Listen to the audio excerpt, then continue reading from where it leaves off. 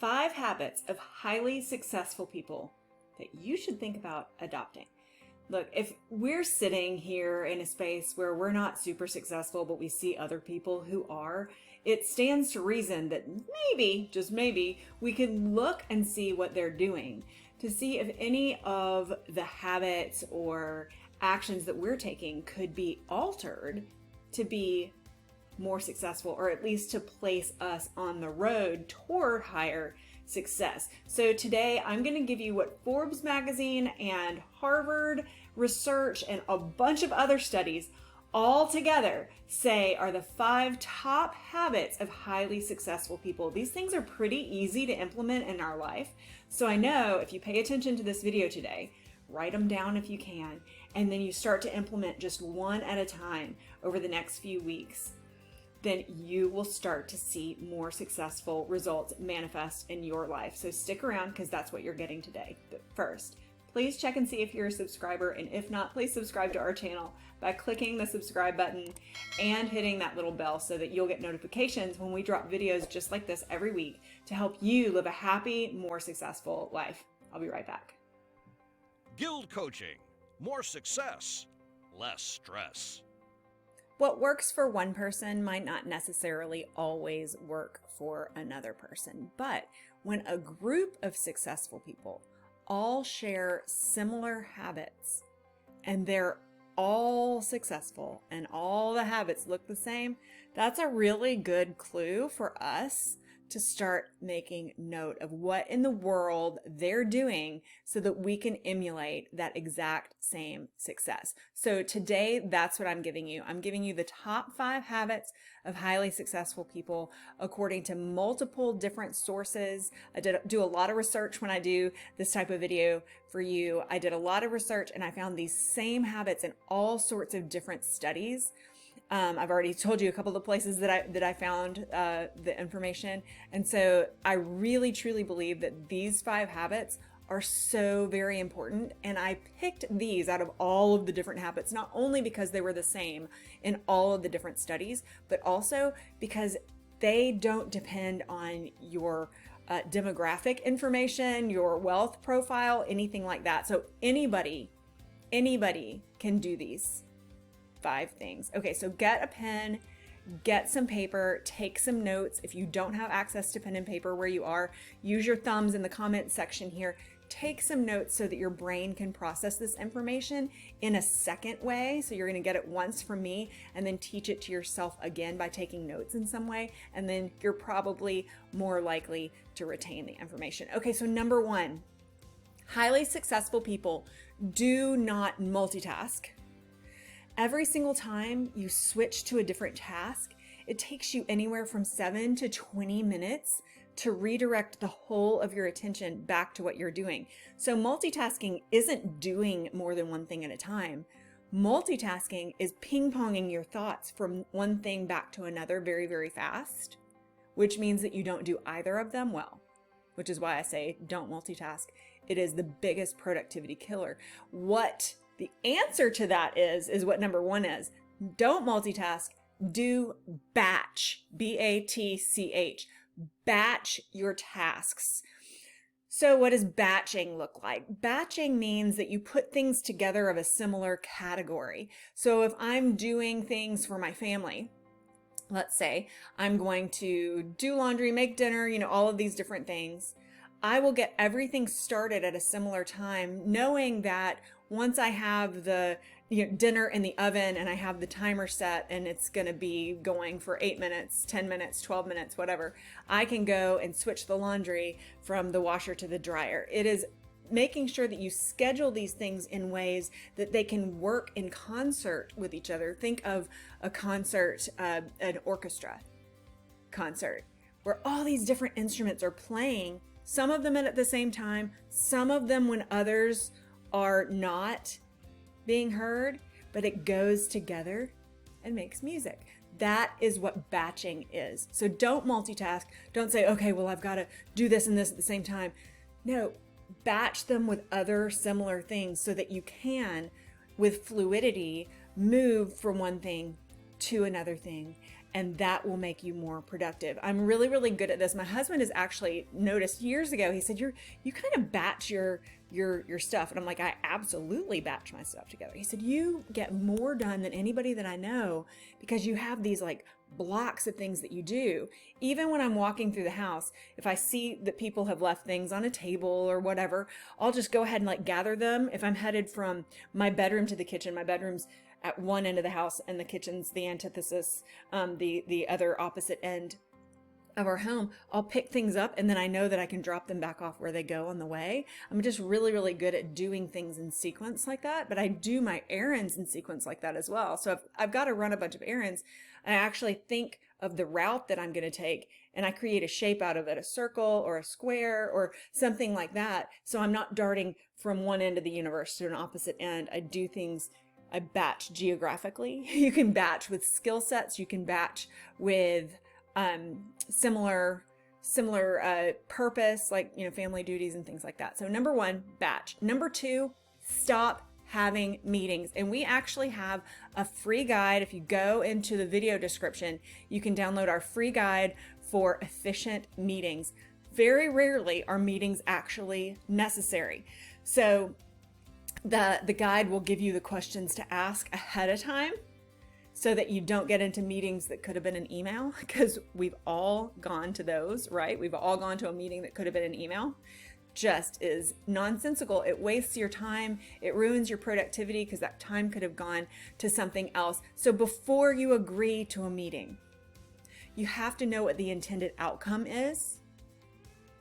You have to know how long this meeting's going to go. And when I go into businesses and coach them on efficiency and productivity, one of the things that I ask them to do is to reduce the default time that their calendar system has for meetings. Most calendar systems default to 60 minutes. That's an hour. That's a ton of time. That's a ton of time. So I ask them to reduce that default time, which can be done, ask your IT person, from 60 to either 30 or 15. Because if you're being efficient with your meetings, you don't need to sit in there for 30 minutes, and you certainly don't need to sit in there for 60 minutes. And at very least, default it from 60 to 50. Even if it runs long, you'll still be able to keep the integrity of that hour. That's how I do my one-to-one sessions. Well, all of you guys, a 1 hour session is scheduled for 50 minutes. If we run long, that's okay, but we know we're out of time. If it's a 2 hour session, it's an hour and 50 minutes. That is the efficient way to schedule 1 hour long meeting sessions, whatever.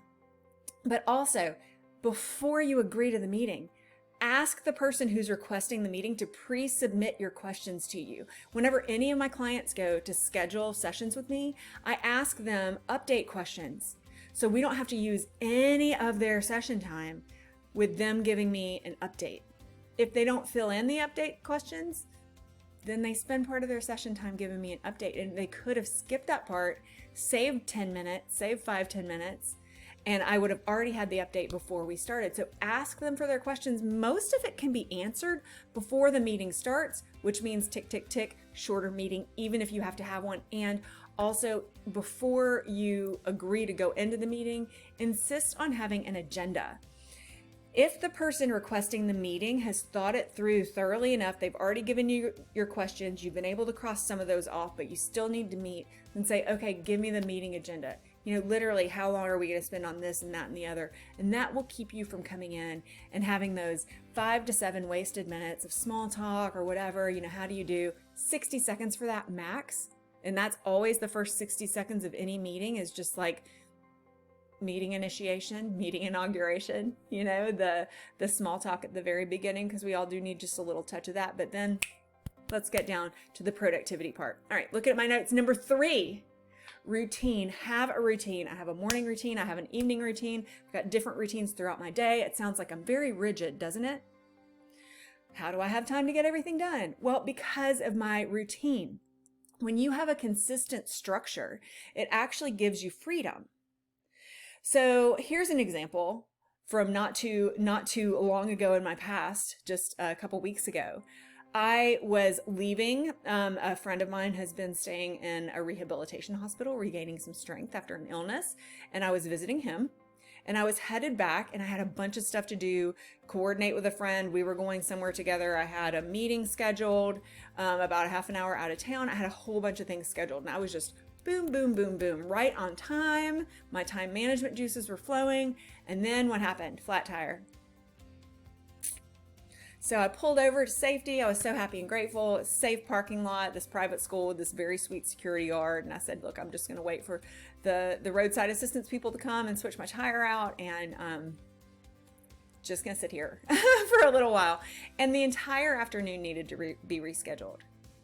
I knew exactly where to place those rescheduled pieces because I have a structure.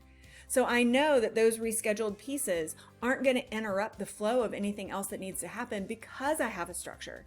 Not having a structure might sound cool and free and whatever, but you're going to be a hot mess. So have a routine, have a structure. It doesn't mean that you're locked into that and you have to live like a robot. It means that you have a structure so when you get a huge construction bolt in your tire, which is what happened to me, then all of a sudden you have time to wait for the roadside assistance or whatever. When somebody gives you some extra work that has precedence over the work that you already have to do that's on deadline, you can say, okay, where can I shift these other duties? It gives you freedom and you'll be a much happier person. All right, number 4, write things down. Write things down. Write things down. Have you heard of Sir Richard Branson? Virgin Records Airlines, the Virgin King. He's brilliant, very successful. He says the number one tool that he has with him at all times is a small notebook with a pen. He writes everything down. What this does is it uses your brain in a different way. It's part of the reason that I tell people to journal all the time. If you've been watching this channel for any amount of time at all, you have heard me encourage you to journal. Just have a little pad of paper. My dad was an engineer, and so he always had like the frocket, the front pocket, and he had this little tiny pad of paper with a pen in it. And I just remember him flipping it open, and he was this successful, smart scientist. Like he was great. He always had it together, but he wrote things down. So Richard Branson says he writes things down. He says you never know where you're going to be, and he doesn't depend on like recording things in his phone. He's like, write them down. It's good to get away from the electronics sometimes. Get a pen in your hand, get some paper, and actually write things down. It helps to use different tracks in your brain, helps to keep mental clarity. Who wants to have really good mental clarity very, very long into their advanced ages? I do. So write things down. It helps to reduce that brain clutter. You don't have to remember things. You don't have to depend on your brain to do things that it wasn't built to do, such as keeping lists. Your brain was not meant to keep lists. So write things down. Let's see. It also helps with problem solving skills, and it helps when it comes to goal achievement, because there's research that proves that you are 90 times more likely to complete a goal that you've written down than one that you have not written down. And number 5, this is so important. I think this is my favorite one other than no meetings. No, this is my favorite one. Schedule me. Schedule me time. Schedule time for exercise. Schedule time for drinking water. Schedule time for relaxing. Schedule time for nothing. If you ever just see me sitting somewhere and you're like, wow, Dr. Jane's not doing anything. Yes, I am. I'm doing a lot of nothing, which allows time for creativity. It allows time for higher thought processes to develop. And we're not going to get it if we've got our cell phones and we're sitting here and we're scrolling all the time and we're busy and we're on our computers and we're doing this and we're doing that and we're doing... Schedule downtime, self-care, exercise, deep thought time, time to read a book, which is also really, really good for you. Schedule me. And when you schedule me into that number 3, that routine, when you put me in the routine, then all of a sudden you stop taking a back seat to your own life. When you don't schedule me time, you're actually saying, I'm not the most important player in this play. I'm not the most important actor or actress in the play of my life. Everybody else is more important than me, and so I'm going to come last. And that's ridiculous. You are the star of your life. And so your routine, your schedule needs to start with the things that feed your soul and make you the best version of you. And then everything else can fit in to the cracks. Everything else can just shuffle in to the leftover available spaces. Those are the 5 habits of highly successful people that you can adopt right now, that I can adopt right now. I recommend that you just pick one that you really, really like and focus on it for the rest of this month. And then next month, pick another one. Don't do more than one a month. Give yourself 3-4 weeks per habit that you want to adopt. Just look at it. It's only 5 months. You'll have them all down and you'll be able to watch your success roll in. If this video has been of help to you, give me a thumbs up and don't forget, check and see if you're a subscriber. And if not, click the subscribe button and the bell so you'll learn the next time we drop a video like this to help you live a more successful life. I'll see you next time.